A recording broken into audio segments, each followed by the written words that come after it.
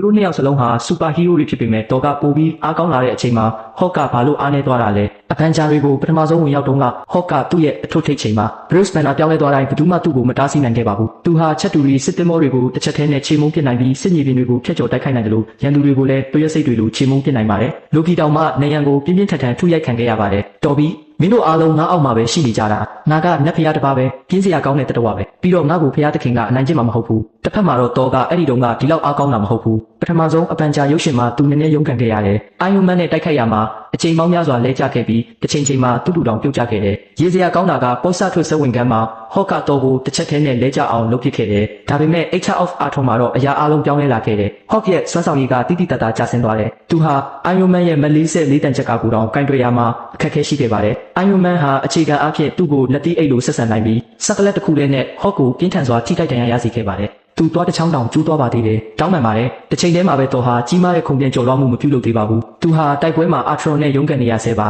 ရန်နိုရုပ်ကြောင့်အရာအလုံးပြောင်းလဲသွားခဲ့ပါတယ်တော်ဟာနိုးထမှုလို့ခေါ်နိုင်တဲ့အခြေအနေတွေကိုဝင်ရောက်သွားခဲ့ပါတယ်သူဟာဟော့ကိုအခန်းတစ်ဖက်ကနေထိုးနှက်နိုင်ပြီးသူ့ကိုလဲကျသွားအောင်တောင်လုပ်နိုင်ပါတယ်အဲ့ဒီအချိန်ကစပြီးဟော့ဟာကျဆင်းလာပါတယ်တော်ရဲ့စွမ်းအားဟာပိုပြီးတောင်ထူးဆန်းစွာမြင့်တက်လာပေမဲ့တော်ဟာရုတ်တရက်မိုးကြိုးပြစ်နိုင်ခဲ့ပြီးကျွန်တော်အပြည့်အဝနားမလည်နိုင်သေးပါဘူး Infinity War မှာတော့ဟော့ဟာတာနိုစ်နဲ့ထိပ်တိုက်ရင်ဆိုင်ခဲ့ရပါတယ်ဒါပေမဲ့တာနိုစ်ဟာကြမ်းတမ်းတဲ့အစွမ်းအစကိုအားကိုးပြီးအလွယ်တကူအနိုင်ယူခဲ့ပါတယ်သူကဟော့ကိုဆွဲယူပြီးအချိန်ချင်းရိုက်နှက်ခဲ့တာကြောင့်လဲကျသွားအောင်လုပ်ခဲ့ပါတယ်တာနိုစ်ကသူ့ကိုအပိတက်ဖို့လုပ်တော့မဲ့အချိန်မှာဟန်လန်ဒေါဟာသူ့ရဲ့နောက်ဆုံးစွမ်းအားကိုအသုံးပြုပြီးဟေရော့ကိုကဘာမြေကိုပို့ဆောင်ပေးခဲ့ပါတယ်ဒါပေမဲ့ဟစ်ကအပြင်းထန်ရှုံးနေပြီးပြန်လာခဲ့တယ်အစပိုင်းမှာတော့သူအသွင်ပြောင်းလို့တော့မရခဲ့ဘူးသူ့ရဲ့အစွမ်းတက်တိကအနည်းဆုံးအဆင့်ကိုရောက်သွားတယ်တစ်ချိန်တည်းမှာပဲတော့က Strong Breaker ကိုအာကာသထဲမှာရခဲ့ပြီးသူ့ရဲ့စွမ်းအားကိုအကြီးအကျယ်မြင့်တင်ပေးခဲ့တယ်သူဟာ Infinity Stone 6 လုံးကိုကင်ဆောင်ထားတဲ့ Thanos ကိုတောင်ခံနိုင်ရရှိခဲ့ပြီးတစ်ချက်တည်းနဲ့ထက်ချမ်းကွဲလူနီးပါးဖြစ်သွားတယ်အန်ဂိမ်းမှာတော့တော်ဟာ Strong Breaker နဲ့သူ့ရဲ့တူဟောင်းနှစ်ခုလုံးကိုပိုင်ဆိုင်ထားပြီးသူ့ရဲ့စွမ်းအားအထုပ်ထိပ်ကိုရောက်ရှိကအပြင်းထန်ဆုံးအပန်ဂျာရီတွေကတယောက်ဖြစ်လာခဲ့တယ်။ဘန်နာဟာ